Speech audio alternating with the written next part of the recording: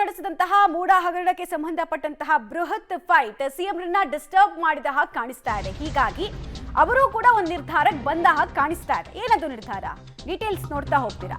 ದ್ವೇಷದ ರಾಜಕಾರಣಕ್ಕೆ ಸಿದ್ದರಾಮಯ್ಯ ಅವರು ಮುಂದಾದ್ರ? ಈ ಪ್ರಶ್ನೆ ಹಾಗೂ ಚರ್ಚೆ ಸದ್ಯಕ್ಕೆ ರಾಜಕೀಯ ವಲಯದಲ್ಲಿ ಶುರುವಾಗಿದೆ. ಇನ್ಮುಂದೆ ನಾನು ಮೊದಲಿನಂತೆ ಇರಲ್ಲ, ಬದಲಾಗ್ತೀನಿ, ಐ ವಿಲ್ ಚೇಂಜ್ ಅಂತ ಹೇಳಿದ್ದಾರಂತೆ. ವಿಪಕ್ಷ ನಾಯಕರ ಮೇಲೂ ಕೂಡ ಕನಿಷ್ಠ ಕರುಣೆಯನ್ನು ನಾನು ಇಟ್ಕೊಳ್ಳಲ್ಲ, ವಿಪಕ್ಷ ನಾಯಕರ ಎಲ್ಲಾ ಹಳೆಯ ಕಥೆಯನ್ನ ಓಪನ್ ಮಾಡಿ ಅನ್ನೋ ಸಂದೇಶವನ್ನ ಕೊಟ್ಟಿದ್ದಾರಂತೆ. ದ್ವೇಷದ ರಾಜಕಾರಣ ಅಂತ ಅಂದ್ರೂ ಪರವಾಗಿಲ್ಲ, ಐ ಡೋಂಟ್ ಕೇರ್, ಬಟ್ ಈ ಚೇಂಜ್ ಅನಿವಾರ್ಯ ಅನ್ನೋ ನಿರ್ಧಾರಕ್ಕೆ ಸಿಎಂ ಸಿದ್ದರಾಮಯ್ಯ ಅವರು ಬಂದಿದ್ದಾರಂತೆ. ಇನ್ಫ್ಯಾಕ್ಟ್ ಈ ವಿಚಾರವಾಗಿ ಆಪ್ತರ ಬಳಿಗೂ ಕೂಡ ಸಿಎಂ ಸಿದ್ದರಾಮಯ್ಯ ಅವರು ತಮ್ಮ ಮನದಲ್ಲಿರುವಂತಹ ತುಮುಲದ ಬಗ್ಗೆ ಹೇಳಿಕೊಂಡಿದ್ದಾರೆ.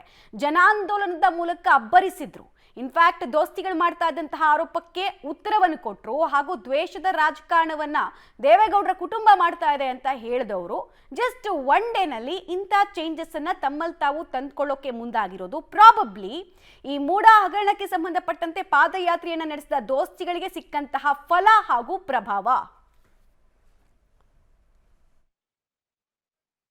ರಾಜ್ಯದ ಜನರ ಆಶೀರ್ವಾದದಿಂದ, ಶಾಸಕರ ಬೆಂಬಲದಿಂದ ನಾನು ಮುಖ್ಯಮಂತ್ರಿ ಆಗ್ತಕ್ಕಂತ ಅವಕಾಶ ಸಿಕ್ಕಿತ್ತು.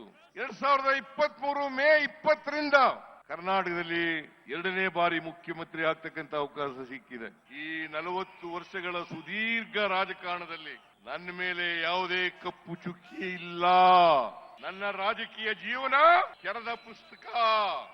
ಈ ಸಮಾಜದಲ್ಲಿರ್ತಕ್ಕಂಥ ಬಡವರು, ದಲಿತರು, ಹಿಂದುಳಿದವರು, ಅಲ್ಪಸಂಖ್ಯಾತರು, ಮಹಿಳೆಯರು, ರೈತರು, ಇವರಿಗೆ ನ್ಯಾಯ ಸಿಕ್ಕಬೇಕು ಅಂತೇಳಿ ಹೋರಾಟ ಮಾಡ್ತಾ ಇದ್ದೀನಿ. ನಾನು ಬದುಕಿರೋವರೆಗೂ ಕೂಡ ಹೋರಾಟ ಮಾಡ್ತೀನಿ. ಈ ಬಿಜೆಪಿಯವರು, ಜೆಡಿಎಸ್ನವರು ಸೇರ್ಕೊಂಡು ದುರುದ್ದೇಶದಿಂದ ಎಷ್ಟೇ ಪಾದಯಾತ್ರೆ ಮಾಡಿದ್ರು ಕೂಡ ನಾನು ಜಗ್ಗವನಲ್ಲ, ನಾನು ಬಗ್ಗವನು ಅಲ್ಲ.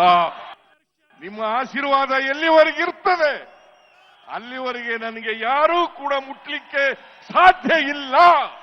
ನಿಮ್ಮ ಆಶೀರ್ವಾದ ಇರೋವರೆಗೆ ನಾನು ಮುಟ್ಟಕ್ಕಾಗುತ್ತಾ? ಈ ಬಿಜೆಪಿಯವರು, ಜೆಡಿಎಸ್ನವರು ನನ್ನನ್ನು ಅಲುಗಾಡಿಸ್ಲಿಕ್ಕಾಗುತ್ತಾ? ನಮ್ಮ ಸರ್ಕಾರ ತೆಗೆದಾಕಕ್ಕಾಗುತ್ತಾ? ಡೀಟೇಲ್ಸ್ ಕೊಡ್ತಾರೆ ಕೆಪಿ ನಾಗರಾಜ್. ಪಾದಯಾತ್ರೆಯ ಪ್ರಭಾವ ಹಾಗೂ ಫಲ ಸಿಎಂರನ್ನ ಈ ನಿರ್ಧಾರಕ್ಕೆ ಬರೋ ರೀತಿ ಮಾಡ್ತಾ ತಮಗೆ ಯಾವ ರೀತಿ ಪಿಂಚ್ ಆಫ್ ಸಾಲ್ಟ್ ನ ಅನುಭವ ಆಗ್ತಾ ಇದೆ, ಅದೇ ಅನುಭವ ವಿಪಕ್ಷಗಳಿಗೂ ಆಗ್ಬೇಕು ಅನ್ನೋ ನಿರ್ಧಾರವನ್ನ ತೆಗೆದುಕೊಳ್ತಾ ಇದಾರೆ. ಹಾಗಾದ್ರೆ ಅಂತ ಒಂದೊಂದು ಕ್ಲಾರಿಟಿ ಇದೆ.